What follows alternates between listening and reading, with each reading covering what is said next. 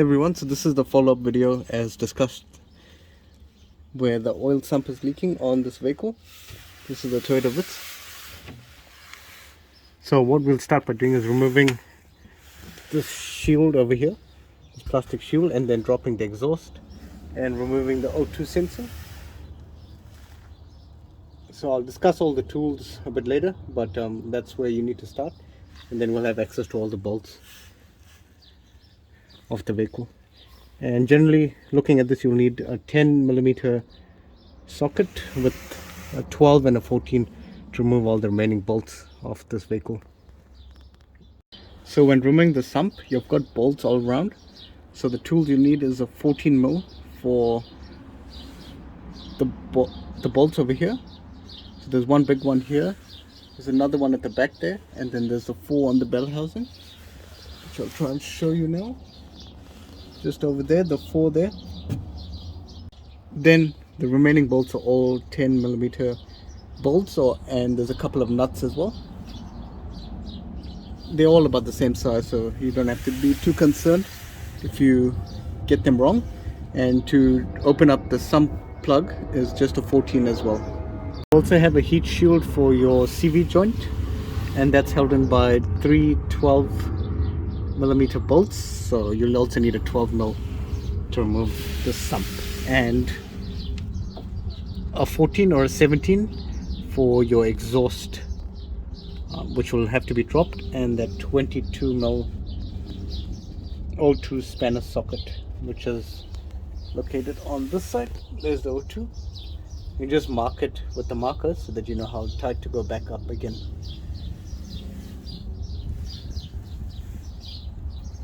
And you might as well get a new oil filter at the same time. It's a Z386.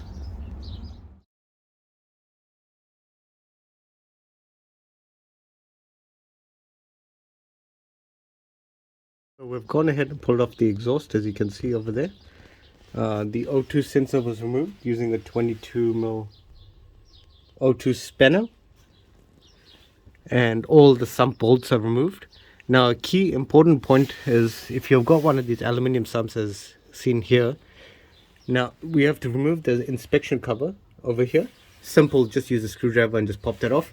And in here, notice there's 2 studs over there.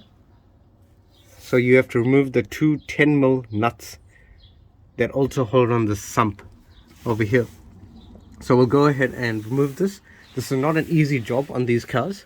So the other tip I can give you all is, make sure when you remove the sump, make sure you remove it evenly, and use this factory point over here. So if I grab my screwdriver, so what you want to do is you want to evenly remove this. So you want to put your screwdriver in this slot over here, and then just pop it off evenly here, because if you, for example, if you start pulling this side down, what's going to happen is this will catch on the bell housing here and it gets stuck. So make sure you open it evenly and break the seal that way. Make sure you have cloths ready because it's going to make a mess. And also make sure you have your safety glasses. I've gone ahead and installed one bolt over here, which I've just removed. That was just to hold it in place so it doesn't fall down. I'll go ahead and keep that there, and I'll just pop off the sump. Like I said, make sure you have cloths and rags ready because it's going to make a mess. And also, I forgot to mention earlier, also I've drained the oil out.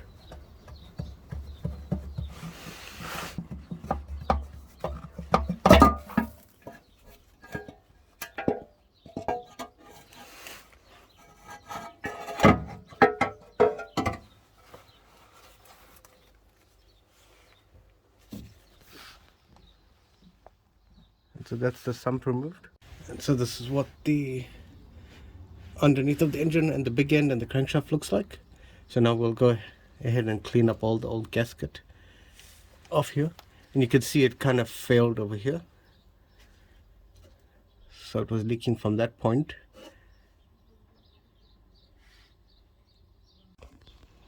So this is the sump,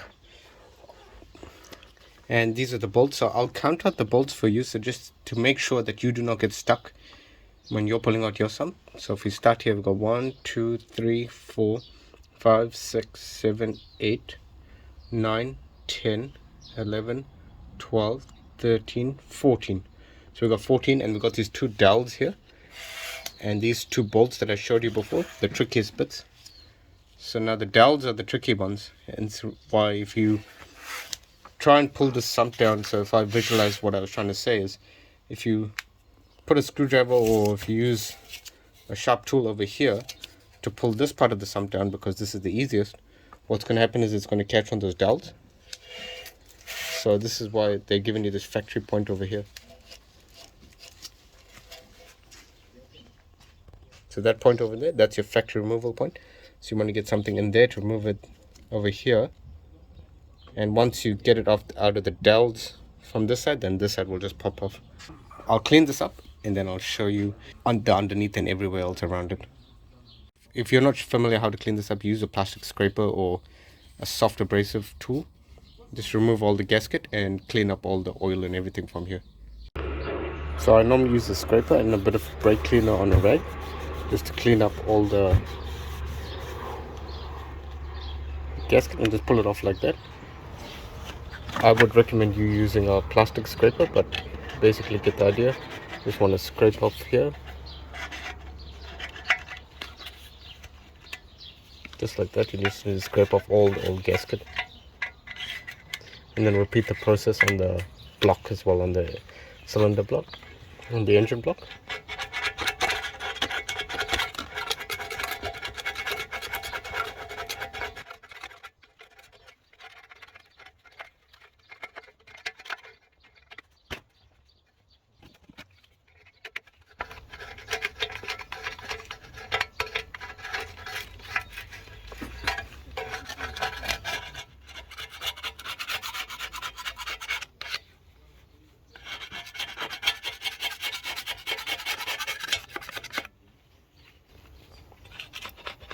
So make sure you clean it well, and then finally you can do the sump clean and clean up everything and give it a good wash.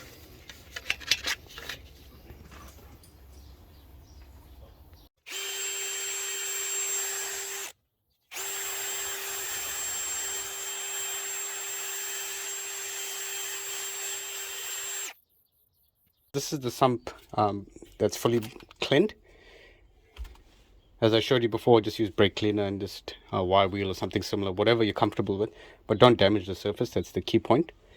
Now you can see everything clearly. Now I'll flip it over to the other side, and now we can run you through. I can run you through the bolts and everything. So this side is on the timing case side, where the timing chain sits. This is the rear. Just take note of the bolts. So that's the main thing I want you to take note of. So this thing here looks like a dowel, but if I flip it over on this side, it's just a strengthened piece. And this is another factory point where they want you to put a pry tool so you can lever the sump off. So this is at the rear where the drain is. And now looking at it from the bell housing side, so you can see there's bolts over here. There's no dowels or anything, but the dowels are on the top over here. So just remember what I said earlier. You want to try and get the dowel end off first, and then you won't struggle with this job. And these two bolts over here. So on a 4-cylinder engine, which this is a 2SZ, the sump comes all the way here. So these bolts are crucial, so you have to reinstall them. 1.3 liter engine on your Toyota Vitz or your Yaris, the sump comes all the way here. So make sure you reinstall these bolts that are hidden underneath the cover plate over here. That's a crucial tip I can give you. So once again, we'll just look at the sump from this angle, just in case you need to refer to it. And now we'll go ahead and clean up the engine block and reinstall the sump by installing a new bead of Automotive silicone, which I'll put up in the description, or you should see that now.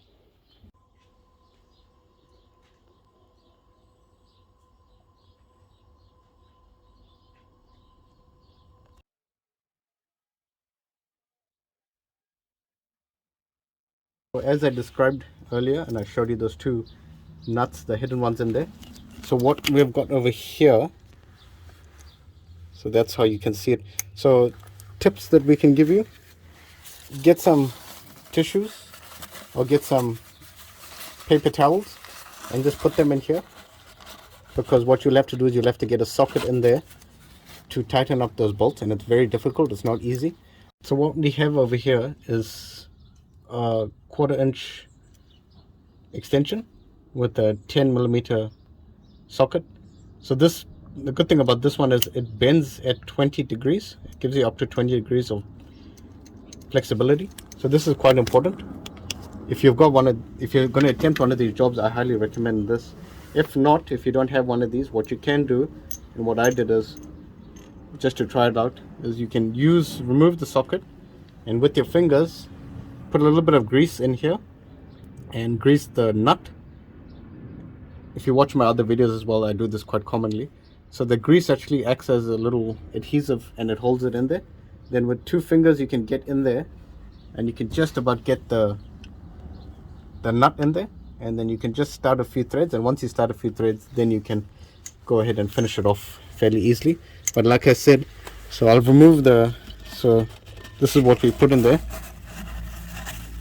So we put these paper towels in there, or shop rags, whatever you have, just in case if you drop the socket in there, it doesn't fall into the bell housing and you have to remove the whole gearbox, because that'll be a nightmare for a job. So as you can see, we just shoved all of this in there, and it just prevents that from happening if you accidentally drop it. So once you tighten up those 2, then you go ahead and torque up the remaining bolts all around, and including the 2 14s, and then finally you can install the transmission bolts here, the 14s over here. And then you let the gasket sit. So whatever the gasket you've used, follow the instructions and let it cure, and once it's cured, then you can go ahead and change your oil filter and replace your oil in the sump. This is the sump put back together. Follow the instructions of your gasket maker or of whatever you used. If it asks for 24 hours to wait before it cures, before filling oil again, just follow that. Check all your bolts, make sure they're all torqued up, and make sure you take it for a drive and then recheck it underneath for any leaks. And you're all done from there. And don't forget to install your O2 sensor when you put your exhaust back up. O2 sensor, what I find is if you twist it, and then when you're tightening it in, it'll twist back, then you'll get the wires nice and straight. Otherwise, what happens is if you try and tighten it when this is still connected in there, the wires will get twisted in here. So just again, I'll re-explain it. Twist it first initially until all these wires are twisted. Then you can go ahead and turn it clockwise, and then the wires will untwist, and then you can re-secure it, as you can see here. And like I said, I marked it earlier, so I knew exactly what torque to do it back up to, so I don't over tighten it. So that's one other tip I can give you. Install a new oil filter. As you can see, this one's a Z386, which is very common in a Toyota, and then fill it up with new oil. So this is the oil I used. It's a Penrite fully synthetic 530. I find that the 530 weight fully synthetic oils work really well with the Toyota engines. So try and stick to the 530 unless it's worn. If it's worn out, you can go up to a 540. For the gasket maker, you can use something like this, or just visit your local parts shop, or you can get it the genuine gasket from Toyota, the gasket maker. But something like this in ultra grey by Permatex.